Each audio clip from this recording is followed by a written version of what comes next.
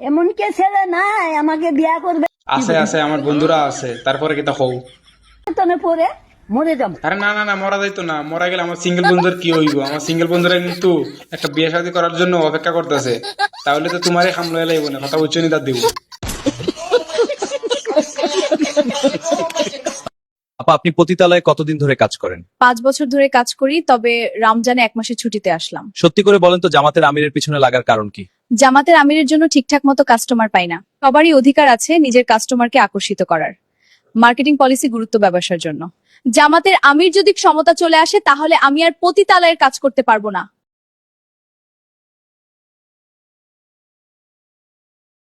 আমার বুড়া জামাই মারা গেছে অনেক দিন হলো, ঠিক মতো হোটেলেও ক্যাপ মারতে পারতেছি না। আমার দিন কেমনে চলবে জবাব চাই দেশবাসীর কাছে। আমার 4টা বিয়ে হয়েছে, তরুণ বুড়া সব বয়সের সাথেই, তাও আমার হয় না। তাই আমাকে নিয়মিত আবাসিক হোটেলে ক্যাপ মারার সুযোগ দিন।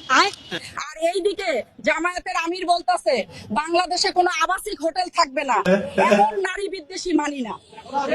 যে এই ভিডিওটা বানাইছে তার নোবেল পুরস্কার দেওয়া দরকার। এই কাট কাফানি মাগিকে এটা উচিত শিক্ষা দিল। আপা, আপনি পতিতালয়ে কতদিন ধরে কাজ করেন? 5 বছর ধরে কাজ করি, তবে রমজানে 1 মাসের ছুটিতে আসলাম। সত্যি করে বলেন তো, জামাতের আমিরের পিছনে লাগার কারণ কি? জামাতের আমিরের জন্য ঠিকঠাক মতো কাস্টমার পাই না। সবারই অধিকার আছে নিজের কাস্টমারকে আকর্ষিত করার। মার্কেটিং পলিসি গুরুত্ব ব্যবসার জন্য।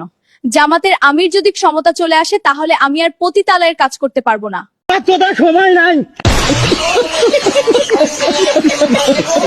আপা, আপনি পতিতালয়ে কতদিন ধরে কাজ করেন? 5 বছর ধরে কাজ করি, তবে রমজানে 1 মাসের ছুটিতে আসলাম। সত্যি করে বলেন তো, জামাতের আমিরের পিছনে লাগার কারণ কি? জামাতের আমিরের জন্য ঠিকঠাক মতো কাস্টমার পাই না। সবারই অধিকার আছে নিজের কাস্টমারকে আকর্ষিত করার। মার্কেটিং পলিসি গুরুত্ব ব্যবসার জন্য।